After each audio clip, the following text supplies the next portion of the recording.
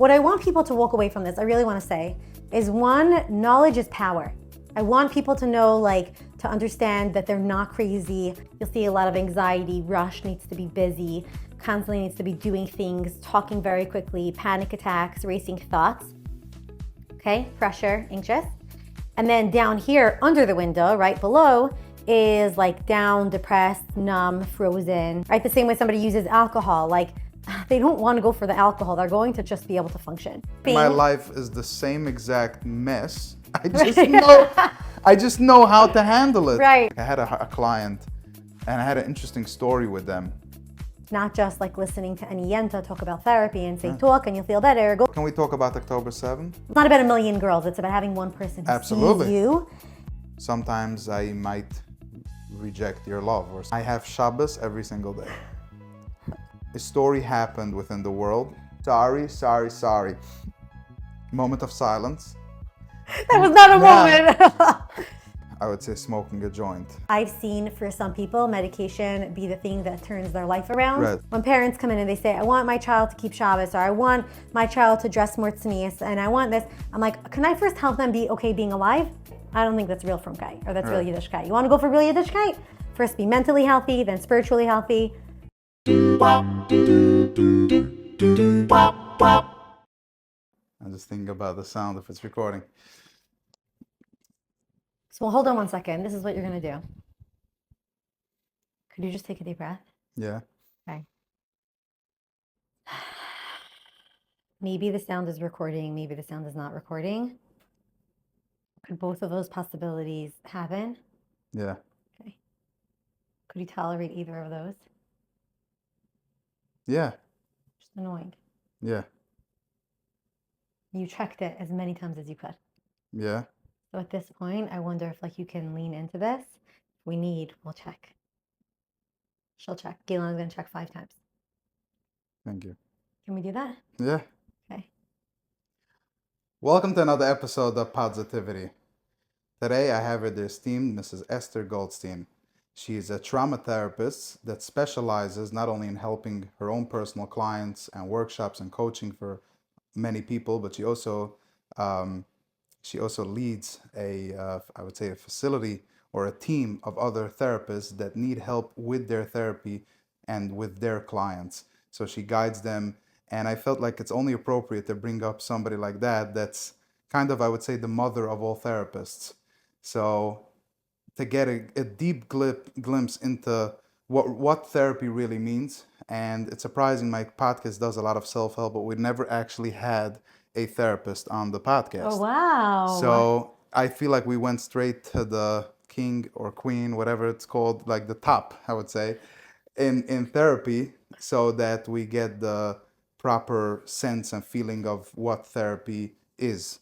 And you specialize in trauma therapy. So first of all, help me all in joining Mrs. Esther Goldstein. Thank you for being here. I'm really glad to be here. Ellie told me a little bit about like her introduction. I don't remember being in touch 6 months ago. I just have to say, I find it so inspiring. Your effort, your commitment, your passion, it comes through. And I'm really glad to be here. And if this is even helpful to one person, then actually it's already helping one person. You want to know why? Yeah. This conversation, when I engage in a conversation that's meaningful or insightful, I walk away with a gift. So I want to thank you. Like there's going to be something that I'm taking away from this conversation. So I want to thank you already for that. Oh, okay. Amazing. Okay, so we already Awesome. accomplished what we need.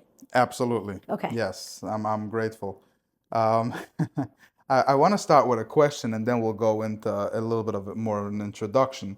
But for the average person listening to this, what does a trauma-filled body look like? Right. Like a body that's filled with trauma. What does it look What like? does that act like on a day-to-day basis? So that a person listening can say, hold on, am I acting out of trauma? Is this conversation even going to be relevant to me or not? Right.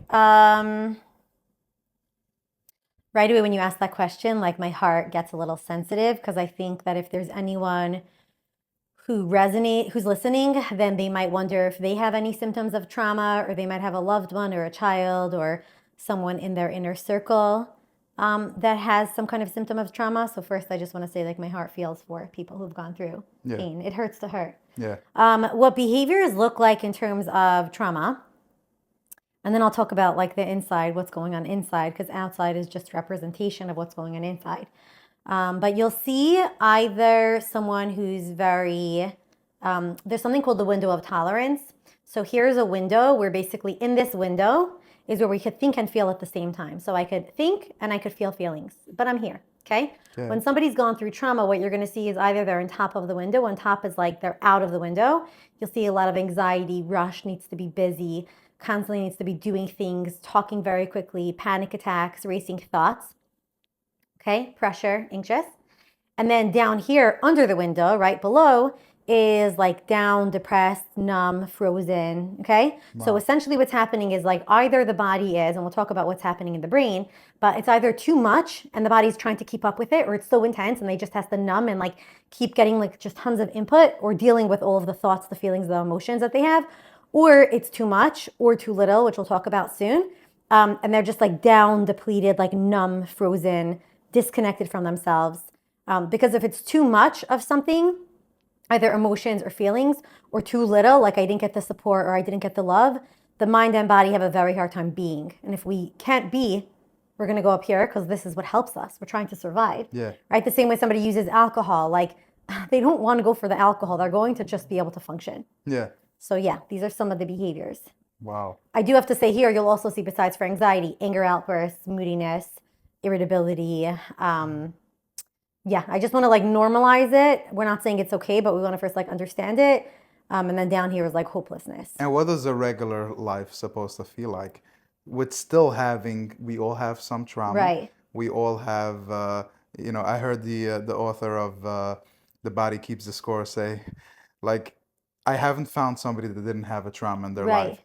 So, but what does living healthily feel like? Yeah. And what does living healthy with our trauma, stress, and anxiety feel like? Okay, I love that question. Or look like? Yeah, I love that question. Because essentially, regardless of if you've gone through, and we'll define trauma in a minute, okay? Yeah. Just because people might say, like, why are we using the word trauma? Everyone says they have trauma, or no one has trauma. And like, I don't want to overuse the word, and I also don't want to underuse it. Yeah. It's less a matter of saying I have trauma, I don't have trauma. It's more a matter of me wanting you to understand your brain and your body, because when you have knowledge, you have power. Right. If I know, wow, I'm in this hyper aroused state. Hyper is up here out of the window, anxious, rushed, or hypo arousal is down, right, under the window. Right. If I understand why I'm the way I am, I'm one step closer to finding the right solution or to knowing why I am the way I am versus freaking out and then just spinning in circles.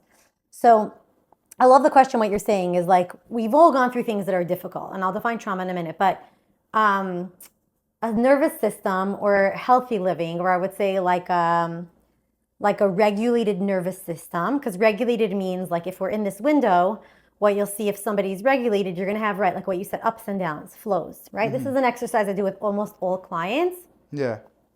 I want to see on a daily basis how they feel like in this window. So I'll have like a paper and pen, and I'll say, draw for me. Some people, they draw, as soon as they open their eyes, they're here the whole day, right? So here they're very anxious. Wow. And then part of good therapy is I want to come up with like, what's the primary thing that's causing them anxiety?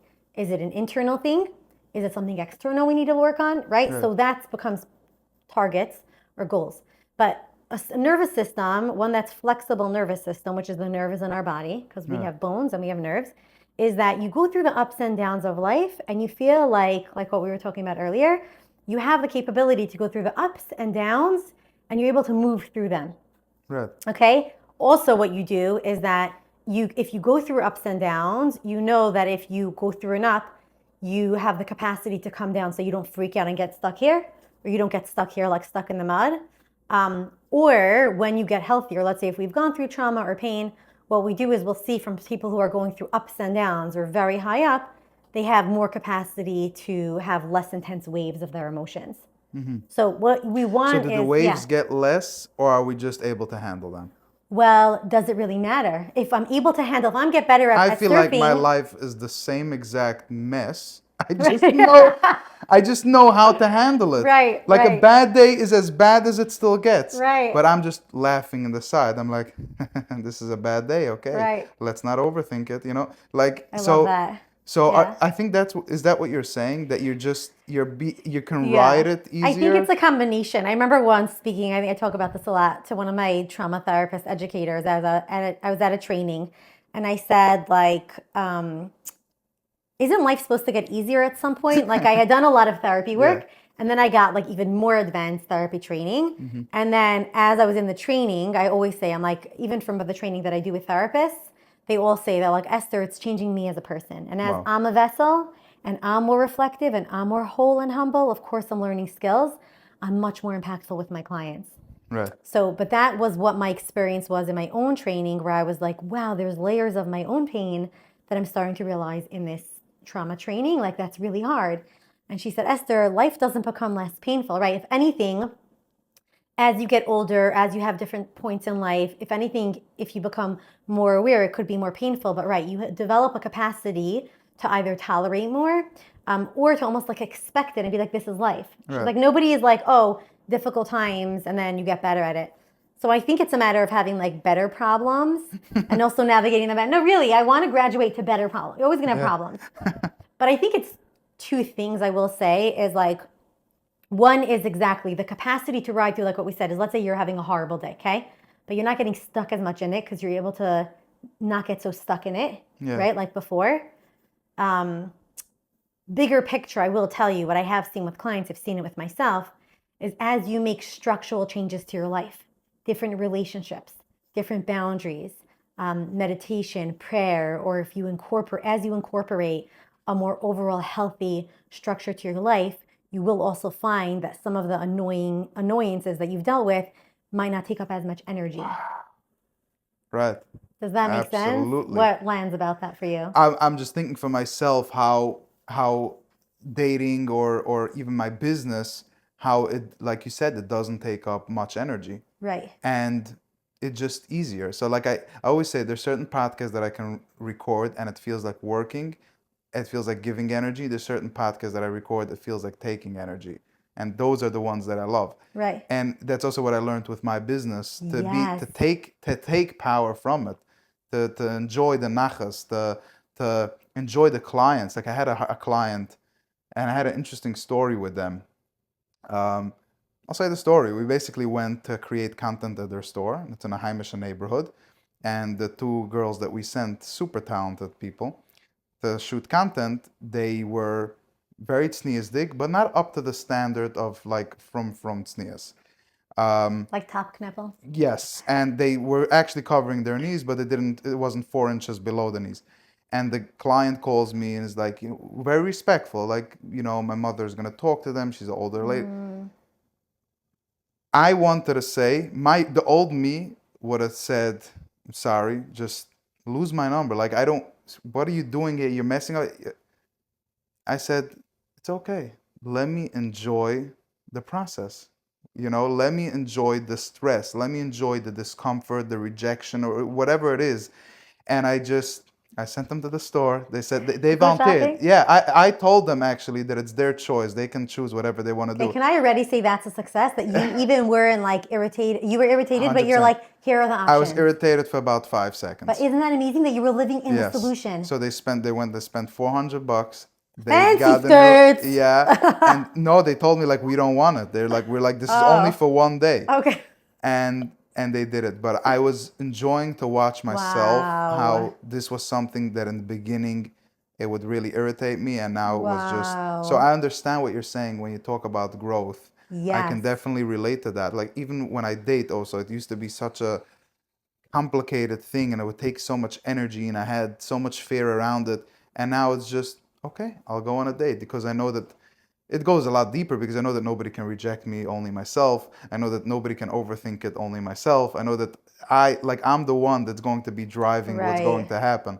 So yeah, I love when we talk about growth. I have Wait, can I show you something based on that? Yeah. And then you don't forget, I have to pick something up. Yeah. Okay. But I don't want you to forget your question because you were about to ask something. Okay. What were you going to ask? I was going to ask your history a little bit, how you got into this. Oh. Because my audience loves to know. They're like, Oh. who's the guest that you brought Exactly. on? Like, who am I? How did I get here? Yeah. Why am I here? I'm going to answer that in a question. Right. For me, I want to understand the person. Yeah. But can I just show you something? Yeah. Because you were talking about being an adult who, let's say, dates, or being an adult who runs a business. Yeah. Okay. And then there's like an inner child part, or there's a part that sometimes could get rejected or irritated, Yeah. which you're not because you have an inner child. I just want to explain something. This is something I use with almost all my clients, and definitely with therapists. I train them. There's a therapy method that I'm trained in that's called internal family systems, parts work. Can you give me a license for therapy? Is that how? Should I give you a license? No, can you technically Oh, I give like a certify? certificate of completion. And Like, is it a certified? Can I become through you an oh, LMS? you have to go to the school? master's program, but after the master's program, you could get continuing education credits. And you do that? You can become a therapist because of this? Maybe. Okay, we'll see. But then also okay. So let me just show you. Can I show you just for a minute? Yes. Okay. So basically, very briefly, what we have is we have many parts of ourselves. I'm just going to explain What's this to you. this thing called? I think This is called inner family systems. Okay, Richard Schwartz created this. And basically, here's one that's like missing a leg, but here's like a bottom, okay? So I know. Okay. Okay, tiny little menschie. So what's happening is, very briefly, when I work with clients or when I work with people, what we look at is which one is you. There's a core sense of self of who we are. That's really untainted, like we're whole, we're compassionate, we're wise. But what happens is when we go through experiences, all experiences, not just trauma, we develop different parts of ourselves. I might have a part of myself that's very intellectual, and I love learning things, okay? And then maybe I have a part that from childhood or from a recent adult relationship felt very wounded or rejected or gets very scared about changes, okay? And so in therapy, I might say, hey, listen, here's a part of me that is very intellectual. My adult self feels like this. I'm usually very wise and I'm grounded and I believe everything is figure outable. I have a part of me that intellectualizes thinks, and it helps me be successful. But also sometimes when people want to emotionally connect with me, maybe I go into my head and then they feel emotionally alone. So I want to notice that. And this thing gets triggered. Maybe if I go to certain social situations, this part comes up. And then what happens is, let's say about dating, you were talking about. Let's say if I'm feeling all fragile or I'm in a situation and I go to a social event and I feel terrified or anxious or scared, it's usually because this tiny little part is forward. Yep. And I can't let my little child or my very sensitive emotion be the one who's guiding this, right? So one of the most important things you just mentioned, let's say about dating, is some clients will say, you know what, my core self, I feel like myself is this one. I feel very small and I have a very critical part that's this. This is me, but I have this one that's just as loud, sometimes even louder. So then we do work. Like we want to first get to know about when they became critical. Is it their voice? Is it someone in their past? You're laughing. I remembered a good story, but yeah. Let's hear. I want to hear. I'm just trying to think if it's appropriate or not. Okay. Yes or skip? Take a minute to think. Yeah. So this is amazing. Okay, so briefly, the goal is just so you know, you don't have to have a million parts, but what it helps is like this therapy model, and we talk about it in my trauma training with therapists, even for themselves. I'm like, which one is your therapist part? Sometimes a therapist will say they are leading with a therapist part, and then they come home and their husband's like, hey babe, or hey honey, like I feel like you're talking to me like you're a therapist. I want you to be my wife. Oh, 100%. Or children or friends, and it's like that therapist part needs to go back. Yeah. And you want to bring your sense of self. But very briefly, a lot of times clients who, let's say, have rage fits or they get overwhelmed or they numb, we work with a part of them that's doing that because it always has a function. It's trying to help you with either an emotion or a sensation. And as we get to know parts and we realize that there's no wrong parts just have different ways that they function. Yeah. Then we work with it. But I will tell you, like you said about dating, I think as people navigate things in life, when you're able to lead with your adult self, I always say like an adult could tolerate difficulty, an adult could tolerate uncertainty, an adult could even be alone.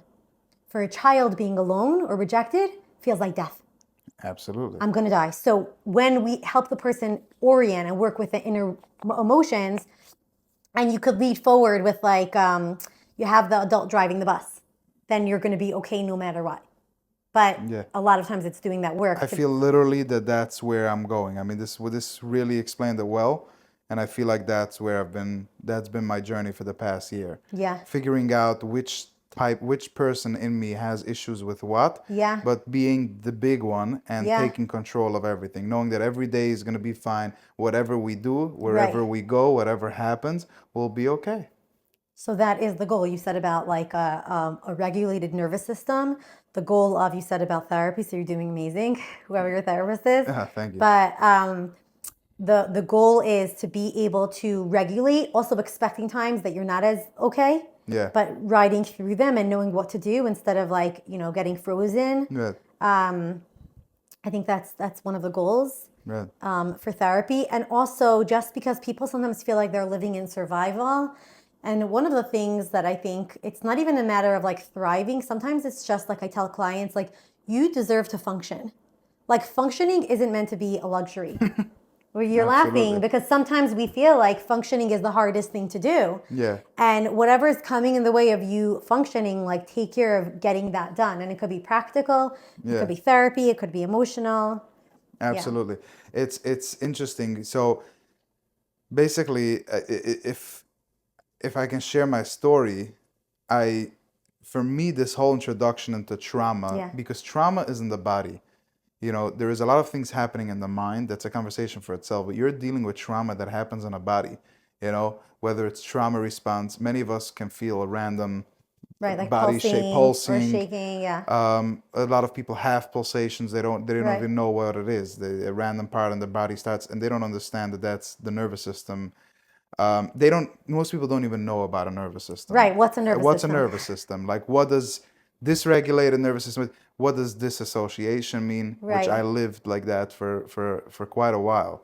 A lot of us do without realizing. It looks different. Just briefly, Yeah, nervous system is, if you look at a skeleton, if you want, I could show you pictures from my trauma training. There's like different parts of the body. So there's the bones, and then there's nerves, right? Like someone say, oh, I pinched a nerve. And throughout our entire body, right? In our skin. And then there's cells.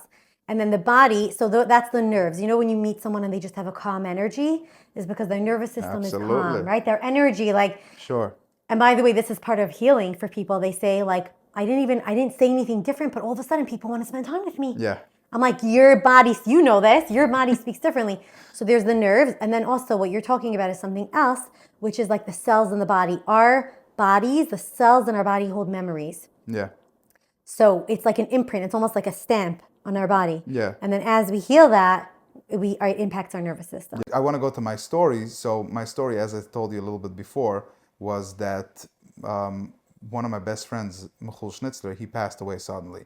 So now that brought up for me, he was my safety and security from probably not such a healthy place because I was really leaning onto him. So when he passed away suddenly, for the first month or two, I really went through the process of trauma. The first month or two was denial, and then there was the anger and sadness, right? That's step two. There's 4 steps, 5 steps of grief. Sabda. So yeah, Denial, anger, bargaining. I mean, we don't always go through it like right, this. right. I know, yeah. So I really went through, first of all, the denial. Then it just hit me, and I had the sadness and the anger.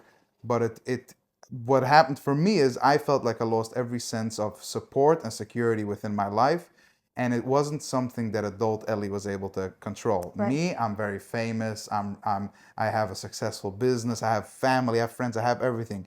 My inner child was literally freaking out, and that's my best way to explain trauma to people. While your adult self might be very good and you drive a nice Suburban, or you have a successful business or a job or whatever, there's also an inner child within you, which is constantly looking for support, for love, for validation, for safety and security. For me, that inner child was freaking out, and even though I said everything is fine, he wasn't fine because I wasn't taking care of him. Right. Once I learned that to take care of him, and then especially October 7 happened a few months later, and then I just, that's where I went into disassociation, because at this point I was so scared and afraid that really the world is ending and that we're coming for all of us. So I stopped leaving the house and stuff like that. Like I really just was in my house doing nothing, and then I felt really sick for a month or two, like I was just not focusing and functioning properly. I'm saying all this because this introduced me to what it means trauma, to what it means a trauma-filled body that even, I tried exercising out, I tried therapy, I tried all these things, but it didn't just go away. That's what I'm trying to say. It Yeah. was work, consistent work, and really just like we take a child and it takes some time to grow up from one age to another, that's the same thing that happened to me. I grew within my inner child a lot quicker because I'm an adult now at the Yeah, end of the day. processing. So Yeah, I was able to do a couple of years within a few months. Every month was like a year, and I grew and I grew I love that. another age, and Yeah, it was beautiful. And one of the things that my therapist taught me was when a little kid, every week for them is like a year. They right, change, right? Suddenly they right, can walk, they can talk, they turn right. over, they twist, they run, they say 7 new words every day, right? They have what's called a new mentality. For adults, we have the same thing, but we're afraid of the new mentality. Mm-hmm. We want to stay stuck with our 18-year-old self and never change anything. But she said it's okay to have a new mentality because I was freaking out. Who am I changing? Who Mm, am I becoming? But it's okay to change. And that's where I got into learning about trauma, inner child, real help. I've been doing therapy now consistently for 7 or 8 months for the first time in my life. I've been to therapy, but wow. for one Yeah, session, only yeah. one time. One session. This was the first time Yeah, in my life that I've been doing yeah. it for 6, 7 months, and I personally feel alive. I feel like I'm living my real best life, not pretending, not being afraid, not being scared, not being worried what other people say about me. Waking up and just laughing and dancing while I'm still in bed that I'm up and it's going to be an amazing day, Wow. and going to sleep with that same attitude saying, oh my God, this was the best day of my life, and every second of my life feels amazing. But it didn't feel like that a few months ago. So the awareness here is that many people go through pain and they don't understand. The Rambam says just like we go to a doctor when we have physical pain, something is hurting us, Mm-hmm. we have to go to a doctor when we have a nafshiyazdige Mm-hmm. problem. When the nefesh, when your soul is calling out for help and something doesn't feel right, go to a professional. And I think you master that. I love your content, the things that you do, that you came up with, the team that you lead, the workshops and everything. I think it's truly amazing. You've helped me a lot Yeah, how because did I help you? And then we'll talk about my I story. Yeah, listened to many of your yeah, stuff and I yeah, used many of your techniques, but yeah. I'll tell you the main way that you helped me was through talking about it. Right. Through not being afraid to share and talking about what trauma is and disassociation, I learned that okay, so I'm not crazy, I'm not dying, I'm Right. not over, I don't Right. belong in a mental institute. I No. just struggle with trauma in my body and it's going to take some time till it leaves.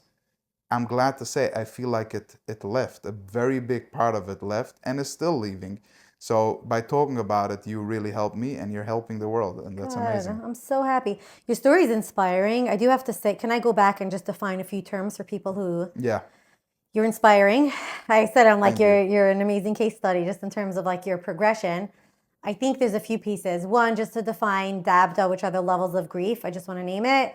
It's usually denial, anger, bargaining, depression, and acceptance. Yeah, So not that we all go through that phase, but I think your relationship, just I know earlier when you were telling me, like my eyes got watery, like my heart feels for the pain of loss, yeah, of loving someone who meant so much to you.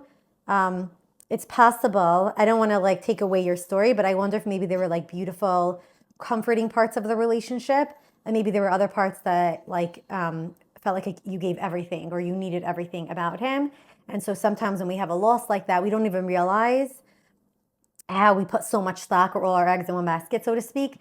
And then as you're telling the story, almost imagine like a little Ellie and like the rug is pulled under his feet and he's just like falling and falling and falling and falling and falling. yeah, And then there's this disconnect, like you said, because we all have this. Like I've worked with people who are in their 40s, 50s, 60s, successful, all people who are very together, very functional at work or in parts of their life. And they'll come into session or they'll have a struggle or they'll have certain intrusive thoughts or symptoms or kind of get stuck or frozen. And they're like, I don't understand. It's not me. I'm like, no, it is you. It's just cool that yeah. there's a huge disconnect, Right. right? They don't even know each other. We have to help them get to know each other. But you're totally not nuts. People think, They oh, don't I'm know snapped. themselves Well, right, because most of the time, I most think. of the time, right, they don't know themselves, or like we said, like someone just feels like I'm either a big person or a small person. I'm either crazy, I'm either have panic attacks, or have agoraphobia and Yeah. I'm suddenly When home. I lost him, I had to Yeah, meet myself. That was right. terrifying. That was terrifying. Losing him, that was okay. He always believed in me. He knew that I can go on myself. Wow. I didn't know that I can go on So myself. you didn't even meet the person that he had met. Exactly. Wow. Yeah, it's a good way to put it. I never really thought about it, but this realization just came in. Thank you. Yeah. Well, sometimes there's people in our life that believe in us or see us, and we really don't see ourselves. Yep. And like being able to see that, and not just see that, but like really take it in, to have like a mental image of like, this is a part of me that exists. Like you still existed and you still had the strength, but you lost all your footing.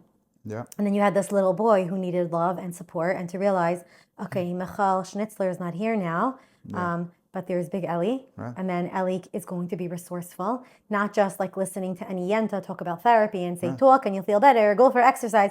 When you are flipping depressed, exercise is not going to help enough. It's going to help a little. Absolutely. But you can go do all the things, shackle, daven, extra, but it's like sometimes you need like therapy or the right kind of therapy or the right kind of medication or the right kind of friend. So I think like that is like the right medicine, like you're talking about like the Rambam, like the right medicine is so important. I've seen the difference between with trauma-informed therapy, understanding the brain and the body. I've seen people like go from feeling incredibly helpless and hopeless to actually feeling hopeful versus like I'm becoming, nuts. I don't want to use like clinical terms to like, wow, my body is actually just shutting down, or I'm having a dorsal vagal shutdown is when the body starts collapsing. Right. Absolutely. If what he gave me was love and he passes away and I can now give myself that love, then nothing happens. Then everything is okay. Right. Then Well, you have it's to grieve the acceptance. physical loss, Absolutely. but you still have But love, right? You still you have go that. into It still acceptance. exists, Correct. right? But if he passes and I can't now give myself that kind of love, I'm in a very, very big problem. Right. And that's also, if we want to go into marriages now, that's the same exact thing that happens. And that's part of the reason why I'm still single. Because right now, there is thousands of girls loving on me, but I can't even feel it because I don't love myself properly. And I'm working on it, right? So I'm telling myself every day that I'm okay and that I'm lovable and that I'm beautiful. And I practice many methods of self-love and telling myself that I'm deserving of love, but nobody can ever love me if I don't love myself. Right? We can only love a friend No, I as know. much as we love ourselves. So when we have something that we do in our life and we mastered it and we understand that we can give ourselves that safety and security, it actually is that the worst thing in your life can happen. The worst, when I say the worst, is you can literally lose a parent or a child or whatever it is, and it's very sad, and you've dealt with these people. I'm getting so like. But the people you deal with are the unhealthy people they don't have the capability to zoom out, or they don't have the capability to give themselves the comfort that they were supposed to get from this person. Or they have It's unresolved very trauma. painful. Or I know. I do have it's to say very one painful, thing. but Like you are living with a hole in your heart, but you can live versus not live. If that's what you're saying. Yes, a healthy person can move on. If I'm unhealthily attached to my parents, okay, and for some reason they go away right now, then I have a very big problem with that. So could we But if differentiate? I have a healthy relationship with them and they go away or something happens, it's very sad, but it doesn't affect how my body reacts. It doesn't affect how I feel about it. Right. You're saying the impact. I get very protective when it comes to death. Let's talk. Can we talk about October 7th? We could talk about October 7th. It's different than like I ran a group for mothers who lost their children. And like I just like the pain of a parent losing their child, I feel like is the pain of them feeling lost from their parents. Wait, so hold on 1 second. But there's also like I think there's like deep loss, but I will say I just want to like honor that but there is something which is part of my story, but we could talk about October 7th, like even how I landed up in trauma. Yeah. A lot of it was this research or trauma healing work was the research between people who struggled with certain symptoms, and some of them were able to move through and on with our lives, and some people who kind of got stuck. So that's part of like what you're talking about. But what happened in October 7th, let's hear, I'll let you go in a second. What happened by October 7th is very Wait, hold simple. on. I also want to know, maybe this is none of my business. Yeah. But like when you talk about not being able to love yourself and that's why you can't let somebody love you right now, we won't go into a therapy session right now, but I have a part of me that gets curious because basically part of healing is learning how to receive. Now you said like there's clients that you work with that are enjoyable or that you can enjoy the experience. So part of as we heal, like I said, we learn to tolerate stressors better, so we're more flexible, but we also choose healthier relationships. And one of the things is that we set boundaries and then we also learn to take in. Right. I get curious. You don't have to answer. Yeah. But I wonder, like, where you learned that, like, you're not deserving of love, Yeah. or that you can't be loved. You don't have to answer it for me. But Right. really, it's a matter of healing that wounding. Right.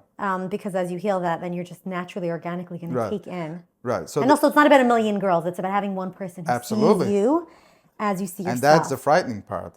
The having What's a million frightening? girls is not an issue. Yeah, because that's The not issue, intimate. That's not emotionally and it's not intimate. vulnerable. But to answer your question, the feeling is still. Only if you're okay. Yeah, sure. The feeling is still there. It's still a little bit of a trauma. The belief is something that I can switch at any moment. So the belief I can let go of right now. The feeling is something that, as I Right. said, I'm doing work on as we speak, and I think I've gotten a lot better. But whenever I do meet a girl, I'm probably going to say and be vulnerable and say that sometimes I might reject your love, or sometimes I might have a difficulty taking it in. The I one love that you thing, can say that. Yeah. thank you. The one thing I need from any girl at this point is is patience. That's really what I need. Patience. The rest is all. We'll Right. see where it goes. But Right. if you have patience, then Right. okay, I have patience. So Right. I think, yeah, I just want to say to any man or woman listening to this who has, the reason I'm asking you this is because there's many people in relationships or wanting to get into relationships or out of relationships, right? We're all people of connection. We're social creatures. yeah, And so as you're talking about this, there are people who either aren't able to connect, or they reject the love that they're getting, or they are grasping from someone who, like, there's always these dances that we're in. We could do a whole different podcast on that. yeah, But like when people have a sense of self, or they're developing a sense of self, and then they are relating to someone else, it's figure outable. Obviously, you have to like each yeah, other. But I just want to name that because I think even the fact that you could name it, like so many couples just being able to say, like, honey, like I have a hard time taking in, or I sometimes oh, shut absolutely, down. Right? No, but that's amazing that you could even say that yeah. versus there's behaviors Oh, and thank people you. are confused or lost, like you're Yeah, communicating. yes. I think communication is great, and that's actually why I do pretty great in dating or with speaking to people Right, of right, both genders, by right, the way. It's honesty. Most people have a difficulty doing that. They'll right. be like, "Hey, what's up?" Especially if they're talking to the opposite gender. It's gonna be like, "Hey, how are you?" It's not, "Hey, how are you?" "Hey, I like you. I want to get to know you. I'm looking to make friends." You should be a You dating should come. coach, a relationship Thank coach. you, thank you, thank you. Stop hiding, take off the Stop. mask, and be real. Absolutely. And you know what? The scary thing is, it works every time. For you. So for me, it You need works. confidence behind the But I'm presentation. I'm honest. I say, what are we here for? We Right. both know we're all here for something. People must love That's. spending time with you. Thank you. I appreciate that. That's how Hashem created the world, Right. right? Technically speaking, we Right. could have just all eaten apples from a tree and be like all the animals that take care of themselves. But Hashem wanted us to integrate Right. with one another through doing business. So I'm sitting here today. We're having a nice conversation, and I'm really enjoying. I hope you just said you are. I'm going to benefit from this, and you are going to benefit of Right. this. I call this a win-win situation. Imagine if if everybody's entire life is a win-win situation. They're constantly, you're winning, they're winning. That's what human beings are wired for, Right. to build and create. So I think honesty is really amazing. I usually meet a person also. Some people don't like this question, but I ask them right away. There's actually, it's a sticker going around on WhatsApp now, which is, are you, because I said it to somebody in one of my vlogs, I asked them, are you rich? And they can answer yes or no. And the reason I ask this question is very simple, because if you are rich, then I will have a different type of conversation with you where we can potentially work together. If you're not rich, then the conversation is going to be about how I can help you get rich, or how I can teach you something, or how I can just listen to your not so good life. And rich doesn't have to be money, but rich doesn't have to be money. Right. Rich can be anything. Are How you do we enrich living your a life? rich life? Right. Correct. Right. So I love going to the point. Maybe it's also because I'm a Scorpio, so I'm very into like not wasting my time. I also have people on a daily basis message me and say like, Ellie, how are you? Maybe we can work together. I say I have about 5 entities and I do 5 different things in my day. what are you referring to? Right, What like do be you straight, want be to clear. do? Exactly. Same thing. There's a lot of times people reach out. I'm like, if you don't have a clear agenda, you're just going to go back into the ocean. You want to Correct. be clear, offer me something clear, Right. substantial. And those are the It's going to people pique my that are interest. not valuing your time. They're the people that are sending you a voice note for the first time and it's 6 minutes long. No, Like, listen. hello, do you know what I do for a living? Do you know Right. who I am? Do you know what my schedule Right. Or consists of? no, I think it's also, or they're not clear. So sometimes I'll say, please be clear on your question. When you're clear, I can answer. If not, I don't really have the capacity to do hakafos. Absolutely. Unless it's my child. Well, the Then newest thing that I did is 7 o'clock, I shut my phone good for you. and I have Shabbos every single day. How long does it last So for?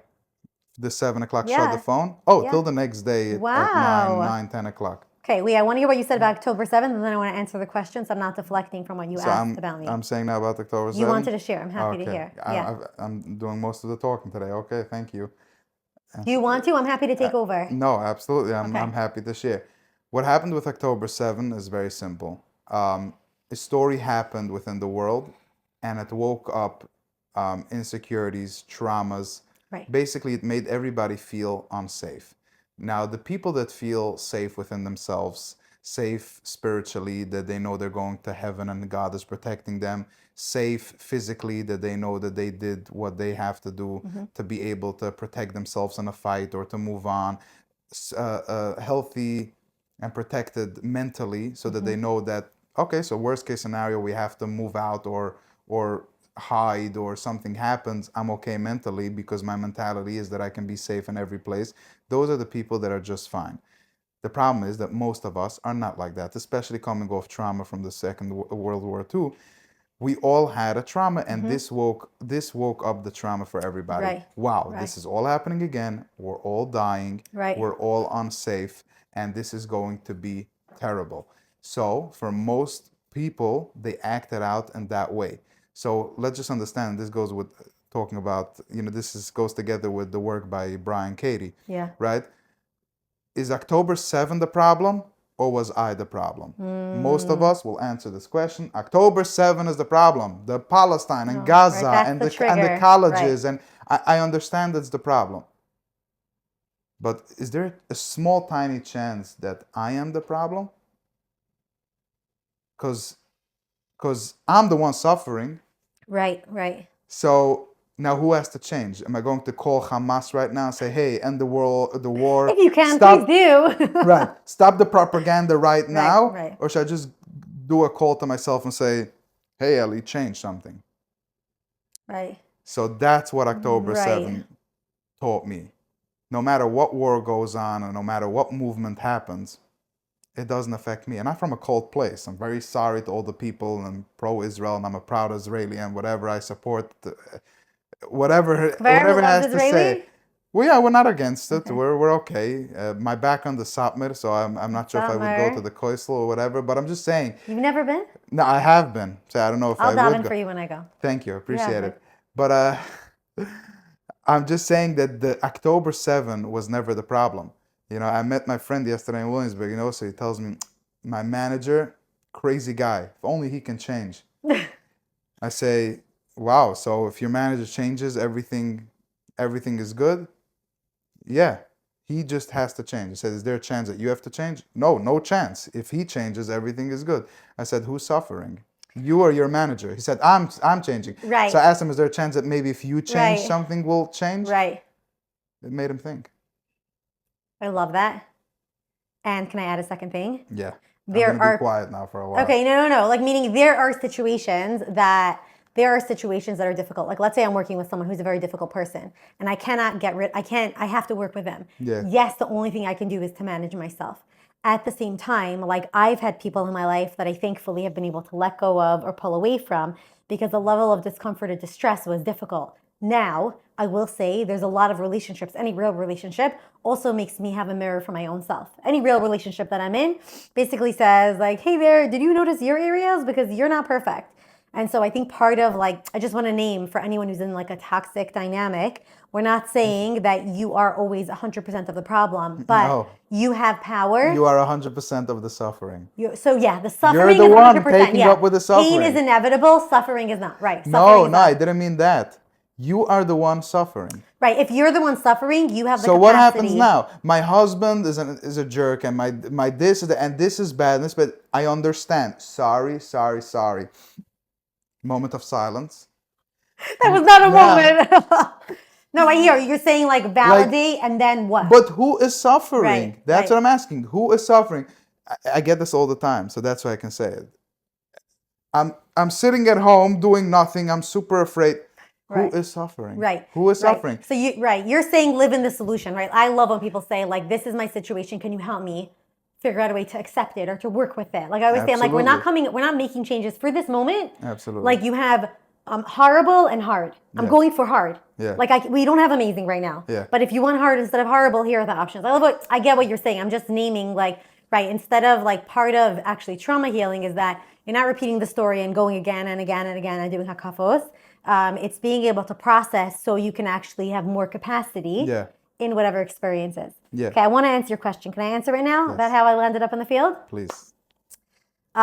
So how I landed up. I actually wanted to be, originally I wanted to be A lawyer. Okay, fine. So tell me, you already know the story. I know your story. Fine. So I did my briefly, I wanted to research. be a lawyer, okay? But then I realized that the kind of law I wanted to go in was like big law or any kind of law that wouldn't be family friendly. And I'm a mom and I wanted to be. You would have made a great present. lawyer, by the way. I would be a With good that lawyer. voice like that. It's just the voice? It's a powerful voice, convincing. You're That's probably the single, confidence. so It's not the voice. yeah, Okay. exactly. My voice, actually, you talk about disassociated. The term disassociated that Ellie's talking about is basically when we're disconnected from ourselves. I'm going to connect it to my voice in 1 second. Wow. But disassociated means if I'm disconnected from myself. So either I'm just like acting like a robot, going with my 17 million people to Shiel or to go to Tish or join. Wow, I used to go to Baba Crazy. Rebbe's Tish. Yeah, amazing. With my father when I was very little. Wow. My grandparents had a house across the street of Baba Pnamanadu, very close You to want to Reb show off Shlomo. your Yiddish? I should show off my Yiddish. Mein Why Yiddish not? ist nicht so gut, nicht so Exactly. wie Ellie's. Yeah. Aber ob die willst, ins können probieren zu reden wegen alle meine Problemen von der Yeah. Herz. Exactly. Weil alle meine Menschen, geist lachen jetzt, weil ganze Schuh? Nah, Okay, ins können probieren zu Zeg het Yiddish. reden. Eindelijk hebben we maken een podcast in Yiddish. Ja, nur in Yiddish. Efshir. Aber es ist ein paar Wörter, was ich habe nicht, wegen Menschen. Und es ist ein bisschen schwer. Wenn ich habe gewohnt in Eretz Yisrael, habe ich gearbeitet mit Menschen. You're originally from Israel? No, I lived there. I did a okay. post-grad training at Hebrew University. Ah, Anyway, we'll talk about that. That's connected to trauma. Yeah. But briefly, dissociated. So dissociated is when you're disconnected from your body and you're just doing things. yeah. Either you could feel like you're floating over your body, or you could feel very I felt small, like I'm falling down many times. or like you're falling down, like your balance Can I is off. explain it? Give a good example of this. So I went to certain shows, Yeah. and because it got so overwhelming over there, Like sensory and overload? my inner child felt so unsafe Yeah. that I felt like I'm fainting and falling down. Yes, that is And normal. I wanted to call. I was literally thinking of calling Atsula, and then I just said I'm okay. I walked out of the show and I went home, and I had to relax. By the way, my body, it took about, I would say, 35 to 40 minutes for my body to calm down from the sensory that was happening at a Right. show. Yes, So- it's normal. So when you're feeling very anxious Yep. or overwhelmed, it literally impacts like the vestibular system. Sure. That's another part of the system for balance. I just want to name that. Why am I saying that? Because when I was younger, so you know this also if you read my stuff, but there was someone in one of my uncles died at a very young age, but no one spoke about it because everyone had to be happy. Yeah. So Toxic positivity. right, so I like everyone called me Dimple, smiley face, sunshine. So my voice actually wasn't this because it was a little dissociated. So my voice was very squeaky, and it was always just Mrs. Chirpy. So when you're Wow. talking about my confidence, it's just because I'm an integrated person. Like I always say, therapists become therapists to help people become happy. I became a therapist to help myself become angry and sad because Yeah. I was always so happy. But the story Wow. very briefly, okay, so I decided I'm going to be a therapist. I started off, I taught hashkafa to 7th grade girls, the school that my son is actually in. I taught them how, like Parsha, and then I saw that they just wanted connection and I wanted to help build them up. So I would give them like prompts to try to connect the Parsha of the week to who they are. Because there's always a story from like our Yiddishkeit that connects us to who we are. Yeah. Look at David HaMelech, look at Moshe Rabbeinu, look at relationships, look at, right? So there's always a connection. And I'm like, I want to bring it home to you. So you feel like in your personal experience. Then I started off in social work school and I started off working with addiction because I have people in my community and extended family who are struggling with addiction. One person particularly was in a position of leadership and it was very confusing to me. Like, why is this person struggling? So I went into that field because I'm like, I'm going to be helpful. Went to Israel when I was 21, and I did my second half of like my master's program, and I worked with like teens who were struggling with like addiction, sex addiction, alcohol, drugs, everything like that. And as I was working with them, there was someone who went through an experience of a terrorist attack. So then I got connected to volunteering and working with some survivors of terrorism and trauma. So just hear me out for a second. I started studying the research of what happens to the brain when there is like a shock trauma, like a terrorist attack, or a car accident, to people who, let's say, who were in those accidents who also had trauma from before, either neglect or sexual abuse or not having what they need, to people who just have this experience. And I started doing the research because I saw some people be able to heal in a relatively short period of time, and other people took a much, much longer time. Wow. And across this, I was also studying people who struggled with addiction, and I was wondering, why are some people getting sober within 30 days, 60 days, and holding sobriety, to people who kept relapsing? And then I saw it's trauma. And trauma is exactly what you're saying. Trauma is basically their wiring in their brain, like you're speaking about, like the rug's pulled under, which, by the way, you have a strong core, because your capacity to engage in therapy and do the work, for some people, it takes a good year or two to even take in the therapy work. So there's a lot that you have already. Thank you. But for some I of the read about a book a week, so. Okay, but I even read a taking it lot in and also. Yeah, oh, digesting yeah. it, you have a digestive enzymes. People read a book and it goes over their head, or they can't hold on to it. Yeah, right. I'm not invalidating your difficulties, but Thank you.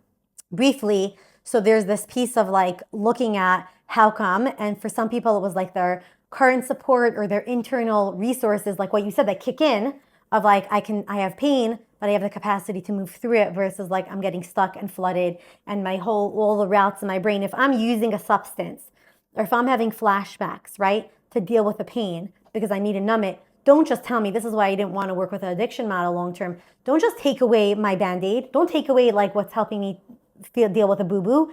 Help me hold the boo-boo. Help it feel less achy every single day, and then we could also soften it, right? So obviously you can't, like, it's different. You want to lessen the behavior. It's like sor meira, take away the bad, but then asay tov. So we also need to be giving new supports. I don't just rob someone of their coping. They're not going to be able to exist. So then I did a postgrad at Hebrew University. They actually gave me a scholarship because I spoke Yiddish. It was fully in Hebrew. My Hebrew was not good. But I think I said this a few times. They gave me like the certificate of completion because you had to do a presentation. And they said like my המבטא שלי כל כך בסדר, אני חושבת. So they said that my accent is fine. Yeah. My words made like 50% to 60% sense, but they said I was confident and my accent was fine. Wow. So I did a postgrad, and then I shifted over to doing more trauma work. And trauma doesn't mean everyone is traumatized. Trauma simply means, and then I want to define trauma. Trauma simply means that we're working on understanding every form of symptom or behavior or struggle. It's just a reflection of what's happening inside of you, right? Trauma, like Gabor Mate says, like trauma is not what happens to you, it's what happens inside of you, right? In response to what happens to you. So I am suddenly having intrusive thoughts. I am suddenly becoming a people pleaser because I'm terrified of telling you my opinion because maybe you're going to disown me like somebody in my family did. Or I saw somebody being beaten or neglected or ostracized, or I'm too scared. Responsibility. Usually there's the core things of like responsibility, aloneness, worthiness, right? So there's themes that we hold. But, right, so then I ended up working with that and just normalizing it. And then I started seeing a lot of people start healing and actually feel hopeful in terms of like healing from symptoms. A lot of clients that came to me were like in inpatient therapy centers. And then that's why I named the practice integrative, because I wanted to help people integrate with themselves and into society. And a lot of other therapists were scared away. These people had too many like complex dissociation. Wow. I got trained in like treating dissociative identity disorders. And for me, it was just more of like there were complex cases or case presentation. And a lot of therapists were like, I can't help you. And I'm like, okay, but how are these people going to integrate back to society after rehab? Yeah. They need a place to go. Right. So I became the place. And then I just traveled and called experts around the world. And I was like, for some cases, I would get 2 or 3 times a week consult. Like, I'm going to be the person who's going to hold you because I want to support you. I felt like I had the bandwidth, but I also needed expert consult.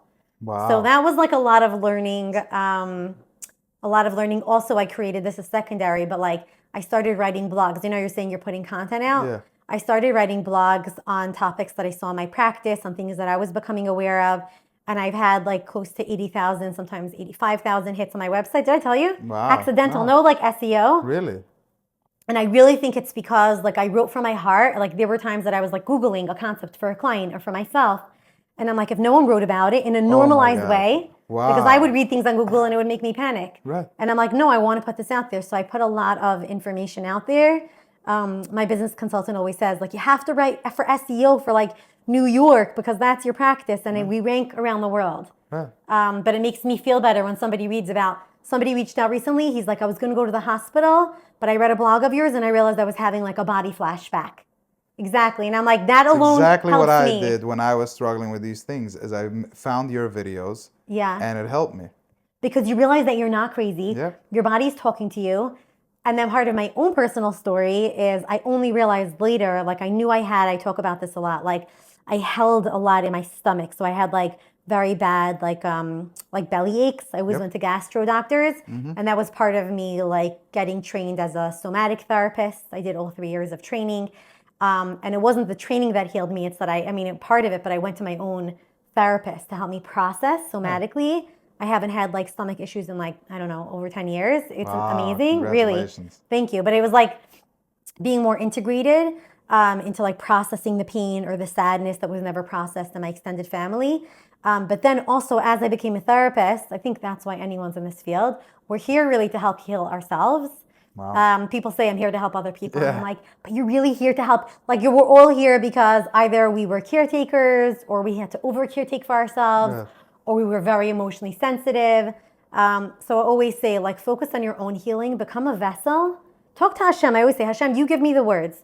You connect me to the right trainers. You connect me to my own good mentors and my own good therapists.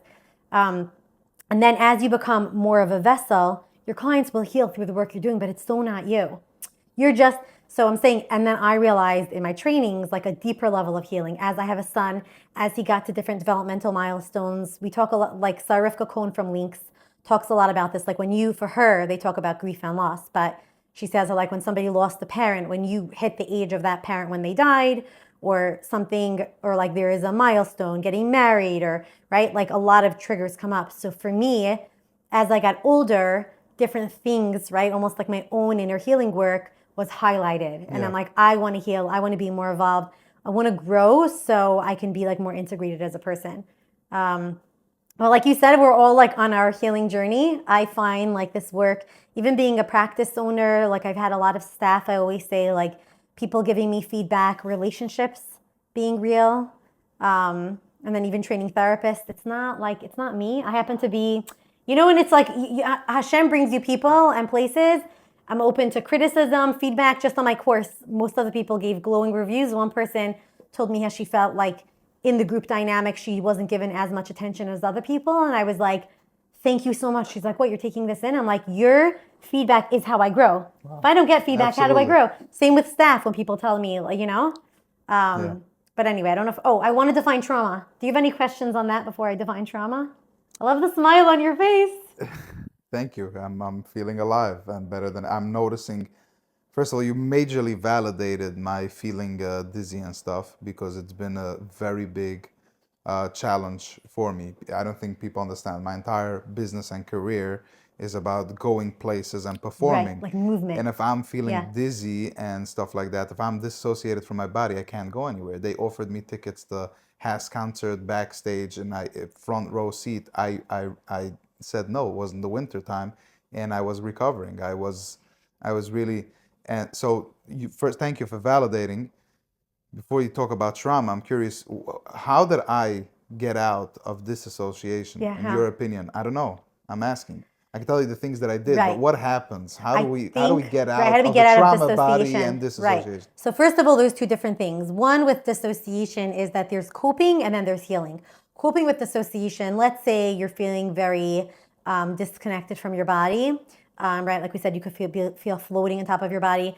Just to give you scientific terms, there's something called depersonalization, which is when I feel out of my body. Okay, like I'm out of the person I I am. did this many times Okay, actually. yeah, we'll talk about the tapping. Then there's derealization where I feel like I'm here, but the world feels very, very far away. And I'm just like, oh, you could be driving and feel like everything's far away. Absolutely. Okay, so there's Absolutely. depersonalization, derealization. You could have a cocktail of everything. I'm just Yeah. saying, okay. I feel like I possibly have that still sometimes, You might but on a have it when very you have a high level of on a stress. yes, A lot of people exactly. have it. Exactly. On a small level of yes, I'll feel that. Like, where am I driving? Is this a real Well, that's world or highway, is this highway hypnosis. Everyone has, just so you know. People are like, "Oh, how did I land up here?" Oh, It's a right. spectrum. All people have some level of dissociation.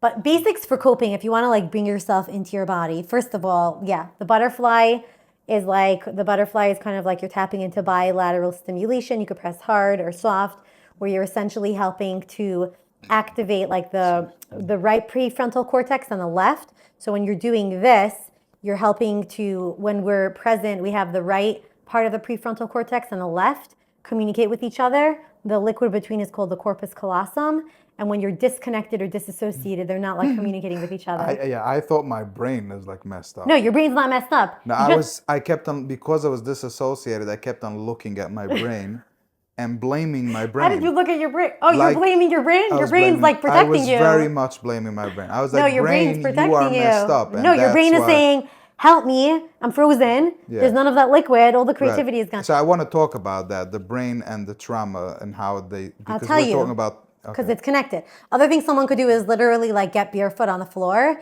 and put your feet down and like almost like I would say like get like barefoot and put your heels on the ground and like press hard on the ground and feel your feet on the ground. Can I show you for a second? So yeah, basically like feel your heels on the ground. What else you could do is what I will sometimes do with clients is I'll put my foot on top of theirs and I press hard on their toes if they give me permission.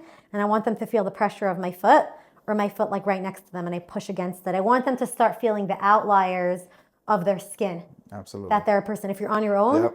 I literally would say, could you push against the bottom, Yeah. okay, of both of your feet? Feel Right. it like you want to feel the outliers of your skin. The other thing is I heard about visualizing roots coming out of the ground and holding imagining you. roots. So that's Yeah. what I did. Yeah, like Personally. imagining like strong roots from a tree anchoring you down, even if it's very like windy and Right. wavy, like you're not gonna collapse or fall Does over. this have anything to do with vertigo or dizziness is called vertigo I think vertigo sometimes? and dizziness and dissociation are cousins with each Yeah. other. Like I think for some people, if you look at like neurological brain scans, I do think some people just have vertigo. Okay. I do, but I think there's also times where dissociation will cause vertigo. Right. So you want to get to the core of where that's from.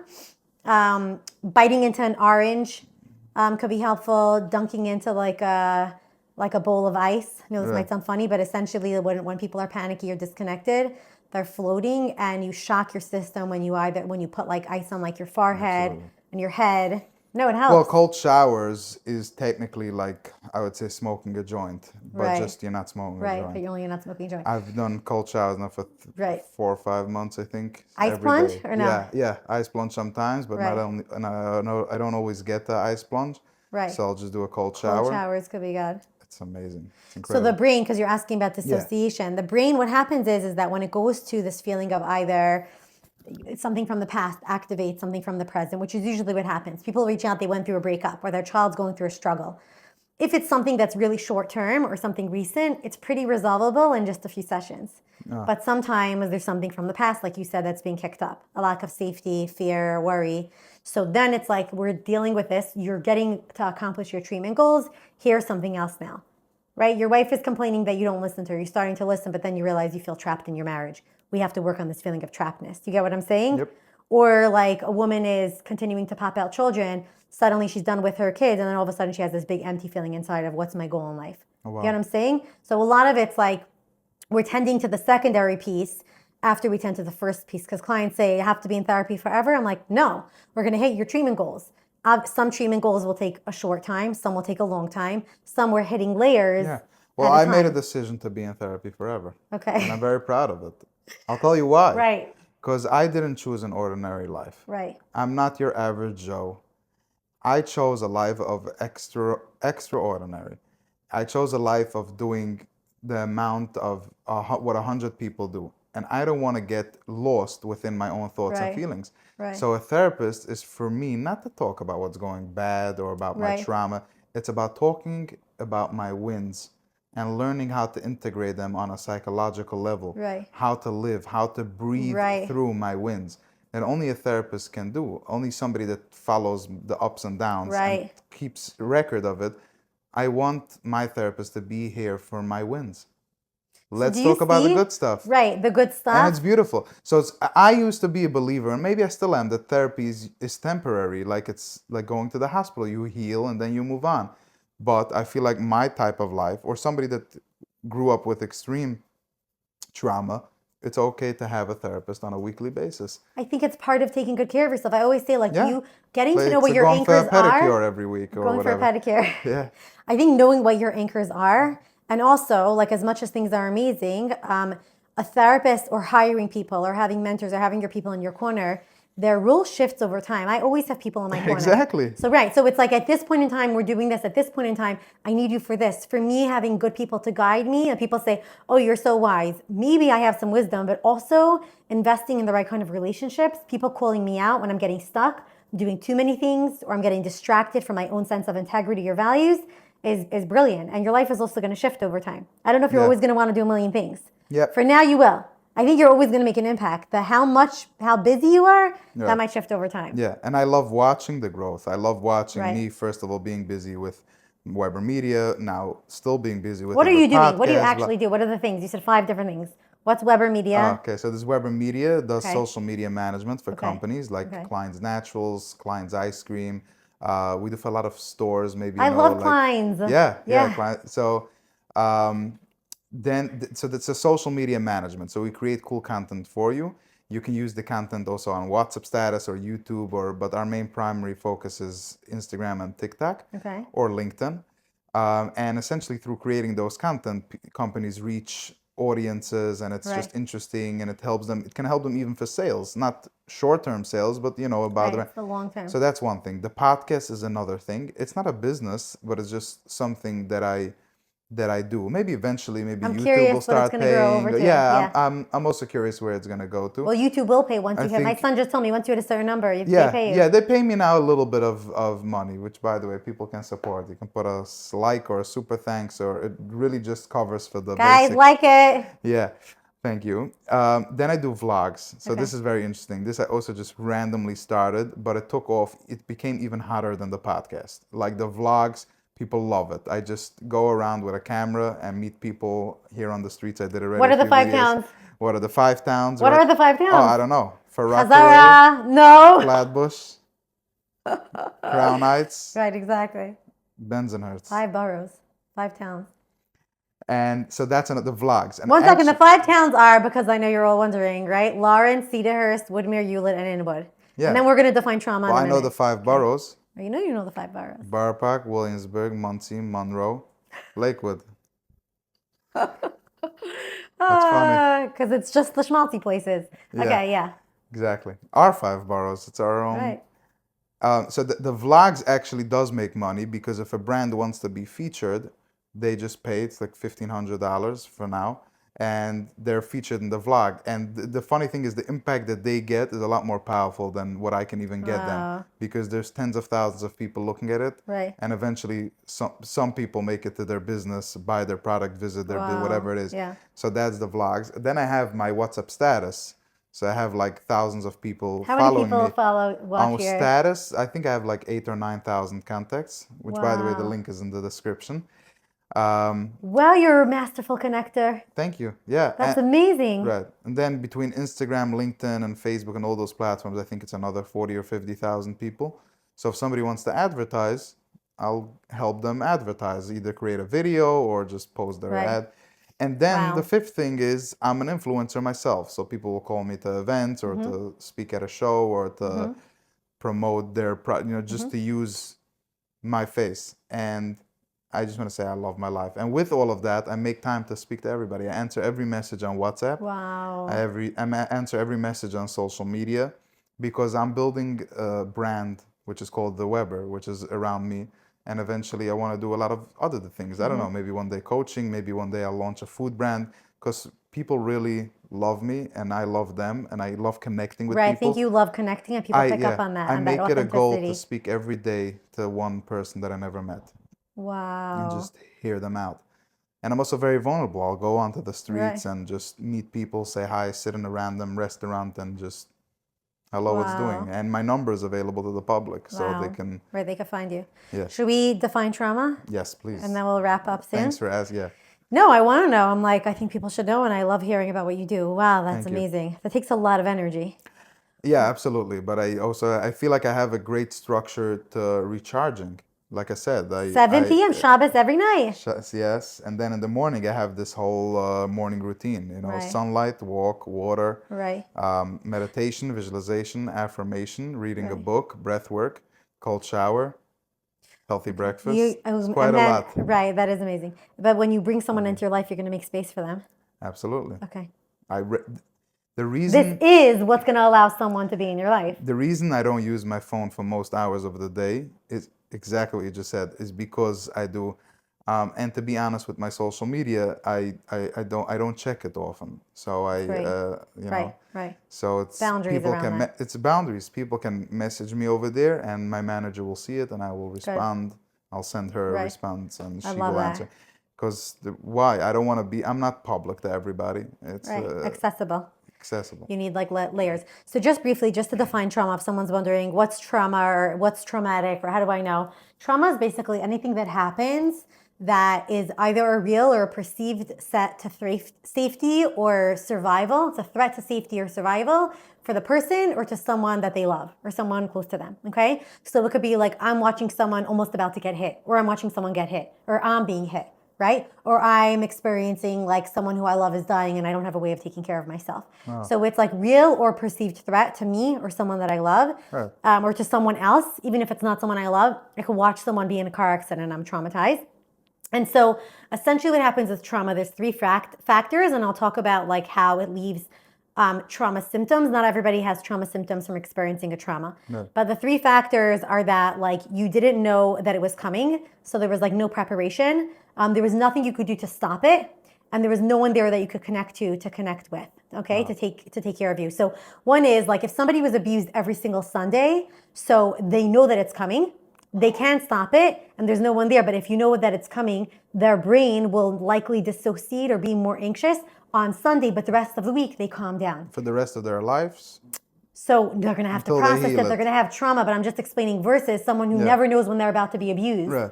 The intermittent or the not knowing is a lot more wobbly than someone who like once a week knows this is when I'm being abused. They're still going to have trauma symptoms. I'm just saying. So that's one piece is like I didn't know. Does trauma and abuse go together? Sorry, Well, one of the forms of trauma is either being abuse. physically abused, verbally abused, mentally abused, like mental manipulation, Yeah. stonewalling. Then there's sexual so abuse. that's a form of So that's a form These of are trauma. forms of abuse that then leave trauma. That And is what traumatic. if nobody abused me? I still can have trauma, You right? could still have trauma because there's something Like you called said, either something happened or that's trauma of commission is something happened. or I felt alone. So even if it wasn't real trauma, but Well, if- actually, then it's what didn't happen. So Right, trauma what of didn't happen. commission is something is being added. Trauma of omission is I didn't have.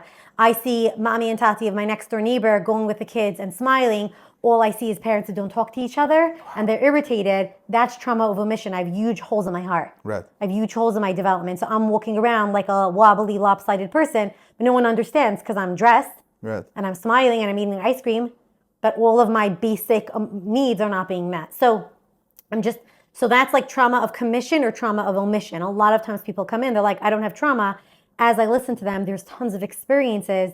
Mom either was clinically depressed, not medicated, or they were survivors from a socioeconomic circle where they were, running, they were living in a time of war, or generation after Holocaust, right? So there's a you lot said of a very big statement. Not medicated. Does that mean? unmedicated depression, or someone who's an alcoholic So is you're not getting saying- treatment.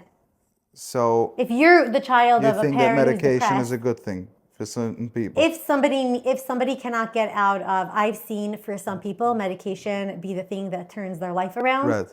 I'm not saying Is it it's a for short-term thing or everyone. a long-term? Anyone who's done Depends really on the good work, I person. will tell you, anyone who I've known who's done really good work, I always Yeah. tell psychiatrists, how much is this going to help? They're like, Esther, the Yeah. heavy lifting is the therapy because you're changing the neural Right. networks in the brain. But But this- to give the brain a boost, or if someone's bipolar or schizophrenic, they need medication. Absolutely. Or if someone's for depression or anxiety, to take the edge off so they even have the energy to do the For work. a while, I was considering a medication. When I felt really in the depth of I it, don't think it's a bad thing. I was like, if I have to, then I have to. And then when I was thinking that I had crazy resistance, but then I said, if I have to, then I have to. If you have to, it's like amoxicillin. I've seen for some By people. us people, it's like a whole, when we ask questions about shidduchim, is it of pill, is it of medication? Like it's a whole, Right.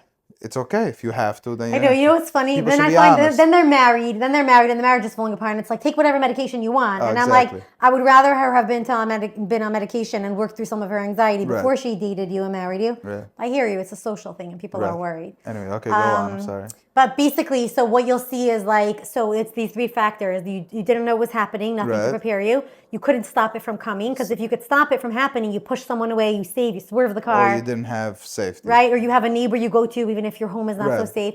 And the third is lack of connection. If even with like trauma survivors or abuse, if you have someone that you trust or someone you could talk to, confide in, the symptoms of trauma are so much less. Yeah. So it's those three factors. Now, there are times that I remember I had a friend of mine whose daughter was sexually touched in an inappropriate way. Her daughter came home. She helped her process the story. She was able to process it, talk to her mother. Her parents did an intervention. wow. No trauma symptoms. She was anxious for like a couple of hours. She was worried for like a week or so, and then she was fine. So I'm just saying amazing. intervention and response. People say, my child's going to have trauma. I'm like, look, you could go through a trauma without developing the long-term PTSD. Absolutely. Because a lot of it is about getting intervention, getting support. Right. Even someone with depression, it's like if you have depression for 10 years and you don't treat it, the being depressed becomes a trauma. Absolutely. Right? It's like Yes. I'm traumatized by my own body. Yep. So anyway, but like the healing is, you spoke about dissociation. So there's ways to cope with when you're feeling dissociated. Essentially, dissociation treatment, just so you know, is here's the wall of dissociation. It usually is an amnestic barrier. It's like the fuzziness. And there's usually pain, a memory, or an emotion. So this is like numbing. It's too painful. It's too painful for me to think or feel about something. So we always used to joke. I have an uncle who, like, whenever we spoke about emotional conversations, would fall asleep. That was his form of dissociation. But basically, people who feel very dissociative of the pain, so really good therapy over time is to start tending to the pain so it doesn't feel as scary, so the body could slowly like poke holes in this barrier. So we're not making you fully present, so the pain doesn't feel as painful. There's pain, but you integrate it so you could be much more present and whole. Wow. So I have clients where as I start, let's say, leaning in, doing some somatic work or asking some questions, they start dissociating. So to me, it's like, hey, we have to go even slower. Right. Or there's a worry that they're either going to be left again or hurt again, or should they trust me? And how do we avoid getting to the disassociation in the first place? Well, if you want to talk about being a parent or being in a relationship. We spoke about methods to do. Not to dissociate. I think there's... Like, how do I prevent myself from ever feeling First of all, there's disassociated? practical things. I think that it's like, are you overworking? Are you numbing yourself? Are you not taking care of your emotional health or your mental health? Are you in relationships where you have to shut down and smile? Right? Like, are you basically in situations or in relationships where you have to do a lot of pretending? Because then you're going to have to do a little bit of numbing. Then there's also like dissociating. If it's a form of survival from your childhood, it's going to look different. Meaning some of us might have dissociated memories. Mm-hmm. So then it's not a matter of like undoing the dissociation. It's that you learned to forget so that you could cope. And then the pain comes back up. So essentially you want to like, what you want to do is slowly start processing your emotions in a way that like your dissociation isn't as I love good. what you just said. I think That's what I see happening. I think processing is the best slowly. way to prevent it from happening. Now, if you want to talk to parents, Even for somebody that's doing well in their life right Yeah, now, what do you mean? can It's still a go to pain. a therapist and talk about because you were saying how to prevent it. Like in Process, relationships, or even let's say if you're a parent and your parents. In relationships, go to a therapist before anything wrong happens. Right, you don't you're wanna having wait. a good time, go find out why you're having a good time. Right. That's what I would recommend. And what's working and what, like, where you're going, because things always change. But with children, essentially being able to be present with their happy emotions, their difficult emotions, being able to be with them, understand them, helps them not dissociate from themselves. Oh, meaning like early on by And saying understanding like, right, that. or as we are less Or allowing them to dissociated. throw a fit when they need to throw a fit. Well, you'll tolerate them throwing a fit if you're okay. It's always about, a lot of times it's about the parent's capacity to tolerate Absolutely. discomfort. But it's But easier they said shut than them done. down. Well, that's if that's your form of coping, or people disappear. It's never right Or to they shut a shame kid them. down. If you're in the grocery and he's throwing a fit, the kid got hurt, right? So then you Fell be present down, with the made a pain. boo-boo. Right. Don't tell him to stop yelling because you're embarrassing mommy. Tell him to continue to yell so that the pain will pass. I And agree everybody with should you. get annoyed. But this person needs to be able to tolerate discomfort, needs to have an alarm system in his nervous system that realizes shrieking kid doesn't mean there's anything dangerous. It's just We're talking about the uncomfortable. mother? Or the mother, whoever it is. You're The saying the mother mother or the should go father? for help if she Okay. has an issue Yes, listening to, or and the it could be father very hard. I should just go want to a therapist if he has an issue with hearing his kids cry. Zashtal machst mich nicht. You're making Tati very upset when you act like this. No, that's not a way Go to for parent. help. Right, right. So I do have to say that there are some children that are more challenging than others, but yes, regardless, the parent, I think just shaming that child and shutting him down is going to cause him to have more inner chaos. Absolutely. Versus let the chaos come out. Sure. It's going to settle down and he'll That's be the able beauty to. of kids. They throw a fit when they need to. If adults would do that, we wouldn't have half of what we're talking about, the trauma and the... Right, well, we need to get through it as children so I we don't throw a throw fit. fits. Right, well, we all throw fits. Yesterday when I found out that threw a tantrum? when I found out my podcast didn't record audio, I'll tell you what I did. I jumped into the pool and I just made 10 laps. And That's amazing. That's pissed. resourceful. I was literally crying and I couldn't see my tears because I was in the pool. Oh, that's good. That's very good. You let it out. You didn't do road rage. And You didn't call someone and yell. Exactly. So that's and my amazing. day It's went on process. like nothing happened. But thank you. So yeah. It's amazing when you can learn to express.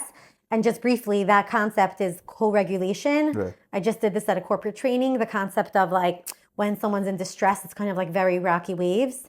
And then when a parent comes or somebody else, a friend comes and they have calmer waves, when you join them together, you help regulate their nervous system. Right. It's the whole thing with like mirror neurons. Like Right. when you see me, you'll take in my energy. So a lot of times we regulate with the child. Yeah. If a parent bends down and says, I see you're so upset. Right. Did we discuss everything about trauma? We Or didn't do we discuss still have more everything, forms? but I think we're going to have to do, what else should we say? I have one more Okay, question. ask one more question. Therapy. Okay. It used to be extremely taboo, obviously. It was like a whole thing. You're going to a therapist. Why do you need therapy? Whatever. So I want you to touch on that. I think that it's very important. Therapy? Why somebody should go, when somebody should go, Right. why they should go, Right. and the benefits. Okay. I don't think everyone First needs of all, therapy. when? Right. Right. I don't think everyone needs therapy. Who is somebody that doesn't need therapy? Let's understand. Doesn't? Somebody that what? They have a good personality, or they just came from a healthy Someone who background? doesn't need therapy or is they're just someone enjoying who their is- life as of now? Someone who does not want to go to therapy, do not go. Okay. If you're resisting to it, so don't go. Clearly, you're choosing what you have versus what you could have. Could have, right. That's your choice, okay? The other thing is, if there's nothing in your life that's causing you distress, if your children are okay, if you're able to get into relationships and stay in relationships, if you're able to sleep well, eat well, if you're able to live aligned with your life goals and you're feeling more or less okay, then you don't need therapy. And why is that a person is that way? I think it's a combination. Either they have like a, from a genetic perspective, they might have a more naturally calm nervous system. Maybe they're not so emotionally aware. Maybe they're checked out. But if it's not bothering anyone, like I've worked with people who are like, everything was fine. My husband turned 40. Our marriage is horrible. It's not. He suddenly wanted more. Right. And she was emotionally checked out and he said, hello, right? Or somebody has a child that suddenly has a struggle or they move neighborhoods. So it doesn't even matter. And even if you are checked out or you're stressed, if you're fine and if you're functioning enough and no one's in pain because you're not self-reflective, you don't have to be in therapy.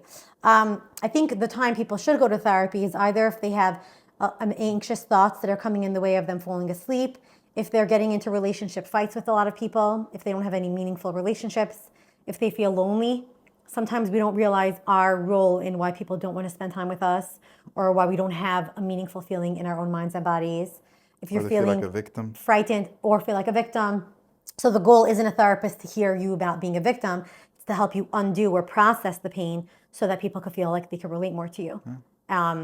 So I think also like when people, and let's say a child is having a struggle or in a marriage, really it's always a matter of symptoms. People say, do I have trauma? You're a trauma therapist. I don't want to come to you. You only deal with trauma. I'm like, don't listen to the word trauma. Listen to the fact that like I could help you with your symptoms. Yeah. The anxiety or depression or relationship issues, that's what we deal with. Right. So I think that people should get help when they start noticing that they're either having very negative thoughts about the world, don't want to be alive, feel very lost, feel very angry, or turning to alcohol, to sex, to drugs, to work, starting to either avoid, pull away, isolate, or numbing a lot.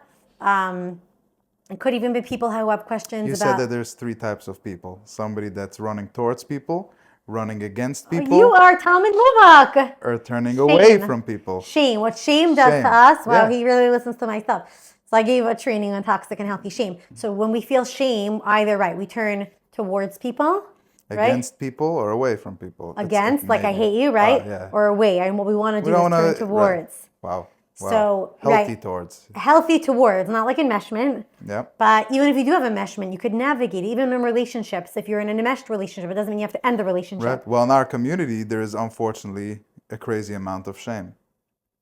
I understand why, whatever. It comes in many packages and whatever. Some people are ashamed of their pious couple clothing, the being more so orthodox, as they say, or whatever. And then we just shame people of talking about anything. So shame is very deep for what? Shame of therapy, Right. shame of medication, Right. shame. Right. Essentially, it's like we want to unshame, like, We're turning against people, basically. well, I actually think think. we're turning towards people, but the people who are uncomfortable with conversations might feel like we're turning against them because Yeah. why are you having these conversations? And I'm saying to your child who's Googling at night how to stay alive, Yeah. or to your husband who feels very unfulfilled, or to yourself Yeah. and you're having a hard time looking at this, we want to help you have a solution and a doorway to actually stay alive. I always Yeah. say, I'm like, my goal is when parents come in and they say, I want my child to keep Shabbos, or I want my child to dress more tznius, and I want this, I'm like, can I first help them be okay being alive? I want you to first be able to be alive, right? Yeah. I want, like, isn't the whole point, like, it's a mitzvah to keep people alive. First, let's go for alive. Then we'll go for all the other fancy, shiny stuff. Once someone's alive, then we have something to work with. If they want to be out of here, or if you're, whatever's going on, if you're chronically dissociated every Shabbos and Yantif and you made 17 kugels, but your children are crying because they're angry and they need attention, I don't really think that that's called frumkeit. I'm Right. not going to say that to a client, but I'm saying if somebody's resisting, Yeah. right? I'm like, you just want a puppet? I don't think that's real frumkeit, or that's real Right. Yiddishkeit. You want to go for real Yiddishkeit? First be mentally healthy, then spiritually healthy. The shame piece, I will tell you, there's healthy shame where we judge people because we have social structures. If we didn't have a structure, then people, we wouldn't have any boundaries. So I do think there's healthy shame and toxic shame, but we have to have a whole different talk on that Right. because it's a whole different topic. But how are you doing right now? Because I know this was like a mouthful, so I want to check in before we like wrap up. Any last questions, comments? So it's very hard.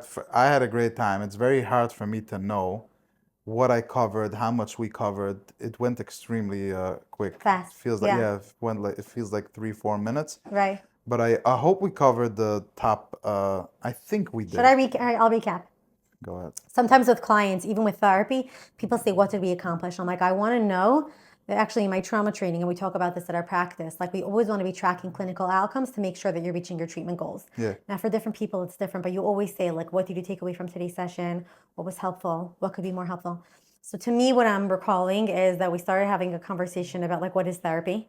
Yeah. Therapy, essentially, just so you know, is a tool. You're using your therapist as a relationship tool Yeah. to help you hold your emotions, reflect back to you, process, resolve pains, or uncover whatever it is, stuck points, help you learn a new neural network or a new skill or behavior, and that you could replicate that in your outside life. That's Right. the goal. Well, you're making also therapy super fun. Therapy has to be So- fun. Yeah, but I never knew that. To me, it was always about sitting on a couch talking to the guy with the long beard, and that's a Right. form of Like therapy. the nodding, Actually. the Yeah. psychoanalysis. Psychoanalysis, Your right? mother and her blue dress. Right. No. Also, I'm very much like I like going I like going deep. That's the kind of clients I do good work with who are like, I've done talk therapy. I want to go deeper. Right. I want to. So Are you therapy still is taking on clients? Because that's a question that half the people listening are gonna right. have. Very few. I have like a very, very small caseload, and Right. then there's clients that people in our practice see, and then I oversee all of the Oh, okay. clients. Like I'm very involved in all of the work. With you have therapists Well, the therapists working here. in this Yeah, place. there's a lot of Okay. therapists at our practice. Very nice. And we have our team meetings for 2 hours. Because Wow. community, we're talking about that. Community, we talk about like our strength, our struggle, and our need. There's clinical consult, and then there's this trauma training that I train therapists how to deepen their work. But wait, I want to resume. So Yeah. what we recapped is, okay, so the concept of therapy. Therapy essentially is a tool to help you improve your life. For the people who need it. We spoke about your experience about loss that triggered a lot of symptoms of trauma. Right. And how you basically were then resourceful to help your nervous system. You went to a very low level of functioning, which is normal that happens. But then you kind of did the work to strengthen yourself. And then we normalized and we spoke about, like symptoms of trauma, what it You looks described like. it so well. Not just saying the way you said low functioning, which is normal, and then Oh, you but healed it. I also want people who are in I never tough spoke to a spot. professional about it, so that's what I'm Oh, saying. it's I so spoke to a normal. therapist, not a trauma therapist. So Right. it's beautiful to hear you sum it up. So So no, I see clients who are like, I'm falling apart. I'm like, really? I actually think that you yes, that you're falling apart to come back together Yeah, because there absolutely. was like mold and we need to Yep. clean it out. And I'm sorry, it hurts. Wow. But you're actually healing. But I think right when you speak to someone who's seen it, they're like, you're fine. We're doing good work. Then we spoke about the window of tolerance. We want you to be here, right? Ups and downs. We want to build the capacity to have the capacity to be more flexible, to know when you're in hyperarousal, anxious, Yeah. hypoarousal down here. We spoke about your experience with October 7th, this feeling of fear, the ability to have like security or to build security in relationships, a Yeah. little bit about my history about becoming a trauma therapist, Yeah. my passion. We spoke about dissociation, and then we defined trauma. What I want people to walk away from this, I really want to say, is one, knowledge is power. I want people to know, like, to understand that they're not crazy. I want Right. you to understand your nervous system better. So we'd already always say, here's your anxiety or depression. Here's the panic around it. I want to at least help your Mr. Panic. Right. Sucks, I have anxiety or depression. Right. I have a difficult marriage. But here's the panic around it. Like, I want this part to just The settle. Gemara says that talking about a problem is chutz nechoma. Right. So It's already half of it. Yeah. And then I want people to know that there's ways to work on it and through it. We spoke a little bit about relationship dynamics, having your own sense of self and your autonomy, your choice in dynamics. And I think just people to know that trauma is healable. When there's symptoms, it's less a matter of saying, oh my goodness, this is horrible. I do think finding the right friends, finding the right mentors. If anyone wants us to be a resource, I'm happy to, even if we can't treat someone here or they're in a different town. We have like a huge resource, a whole like online platform where we connect people. Like I feel good knowing proper therapists. somebody proper. Yes, only proper therapists. We vet okay. them seriously. Yeah, that's basically it. Oh, the contact information just for anyone who might want to know. You'll connect it, but our phone number will link up, and our website. Just Google Esther Goldstein. Yeah, comes up. And you have a YouTube channel where you post videos. Right. The YouTube. Actually, one of the videos got like 27,000 likes. What? I literally, one Matzah Shabbos, was like, I want to do a somatic meditation because somebody told me she wanted a video meditation. And then over the next few years, the lighting wasn't even amazing. Yeah. I got like thank yous. And so, Wow. And then there was another one I actually did on family constellation therapy. But anyway, yeah, or look up like integrative psychotherapy. We do have blogs that I put out pretty often. People share about topics that they want us to cover, and I'll write. Right. Yeah, I have a book coming out. I have a book, actually, they want to call it EMDR. New Harbinger found me from one of my blogs, which is a psychology publishing company. And they want me to write a book on EMDR, which is a therapy method. I'm a trainer for it, a consultant. And I want to call it EMDR for rebels because regular EMDR doesn't work for a lot of people. Like knowing how to work with parts. Oh, we also spoke about parts. Yeah. Knowing how to work with dissociation is very important. So I talk in the book for people, not just therapists, and therapists, how to use EMDR for when you're feeling anxious and like understanding your nervous system and to regulate. So that's basically it. I'm here. Can I pre-order the book already? You can pre-order the book. Okay. The best part is, New Harbinger is going to be very happy. The best part is the stories, because I want people to find themselves in the stories. Absolutely. That's where I find and that's where I love writing. Right. This was so great. I'm so happy to be here. Thank you so much. I'm already a half hour over my time, so thank you. And thank you all for listening. I had an incredible time. I feel like a different human being right now.